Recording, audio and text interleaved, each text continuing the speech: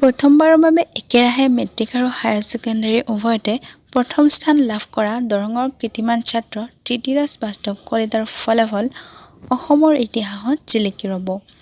ফলাফলৰ লগতে ধৃতিৰাজৰ কথা বতৰায়ো সকলোৰে মন মোহিবলৈ সক্ষম হোৱাৰ উপৰিও নতুন প্ৰজন্মক অনুপ্ৰাণিত কৰি তুলিছে। আনহাতে উচ্চতৰ মাধ্যমিকৰ কলা শাখাত প্ৰথম স্থানপ্ৰাপ্ত নলবাৰীৰ সাধনা দেৱীয়ে অভাৰ এটিটিউড দেখুওৱা বুলি অসমৰ বিভিন্নজনে বিভিন্ন ধৰণেৰে ট্ৰল কৰি থকা দেখিবলৈ পোৱা গৈছে।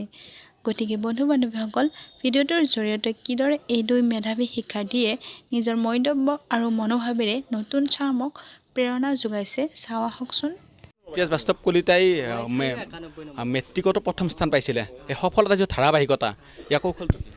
আচলতে মই কোনো ধৰণে এনেকুৱা চাপ লোৱা নাছিলোঁ যে মই মেট্ৰিকত প্ৰথম হৈছোঁ, যে হায়াৰ ছেকেণ্ডেৰীটো প্ৰথম হ'ব লাগিব। বাছ মই মাত্ৰ ভালদৰে পঢ়া শুনা কৰিছিলোঁ আৰু ৰিজাল্ট যি হয় সেইটো ভগৱানৰ হাতত। গতিকে মই ভালদৰে পঢ়া শুনা কৰিছিলোঁ। আশা কৰিছিলে প্ৰথম হ'ম বুলি? মই 1, 2 আৰু 3 আই ৱাজ চিয়'ৰ। সেইখিনি টাইমত আপুনি বাথৰুমত গৈও পঢ়িব পাৰে, নিজৰ ইচ্ছা। আপুনি কিবা কাম কৰি থাকোঁতেও পঢ়িব পাৰে, কিন্তু এনেকুৱা নহয় যে পঢ়িবৰ মনেই নাই আৰু মই মানুহক দেখাবৰ কাৰণে টেবুলত বহি আছোঁ। সেইটো কাম মই কেতিয়াও কৰা নাছিলোঁ। মই যেতিয়া মন যায় তেতিয়াই পঢ়িছিলোঁ। আৰু অনুজসকলক এই কথাই ক'ব বিচাৰোঁ যে তেওঁলোকে যাতে কেৱল ৰিজাল্টৰ কাৰণে নপঢ়ে। আচলতে মই এইটো কথা বাৰুকৈ উপলব্ধি কৰিছোঁ যে ৰিজাল্টৰ কাৰণে পঢ়ি ৰিজাল্ট আচলতে কৰিব পাৰি নে নোৱাৰি তাত সন্দেহ আছে, কিন্তু ভালদৰে পঢ়িলে যে ৰিজাল্ট ভাল হ'ব সেইটো চিয়'ৰ।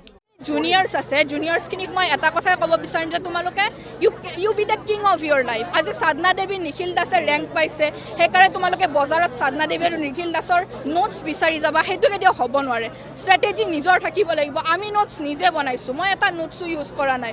মোক টিচাৰ্ছে ছাপৰ্ট কৰিছে, মই কনচেপ্ট ক্লিয়াৰ কৰিছোঁ, যেতিয়াই বিচাৰিছোঁ ছাৰহঁতক তেতিয়াই পাইছোঁ। মতলীয়া বতাহে উৰিয়া শিকলেছে, পাহাৰৰ চূড়াকে মেঘে মেঘে যাচে হিয়াৰে আদৰ, জুৰিটিয়ে বেগেৰে শিলে শিলে জপিয়াই, আবেগেৰে কৈ যায় শুনা শুনা প্ৰীতিৰ নাই ভাগৰ, আবেগৰ ৰাগী বতাহত উৰে চৌদিশে, মই কিনো কৰোঁ তুমি নাই মোৰ কাষতে। ধন্যবাদ। আজি মোৰ কিহৰে শিহৰণ জাগে,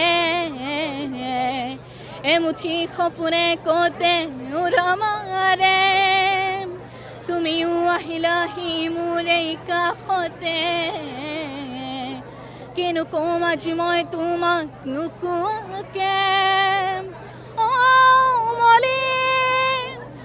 ভাতি আহে কংকিনী, থলি উঠে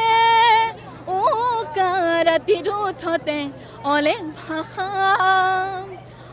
তোমাক দেখি মোৰ জাগে মায়াবী আশা, তোমাৰ উশাহতে যে মই বিলীন হওঁ, তুমি জানানে নাজানা,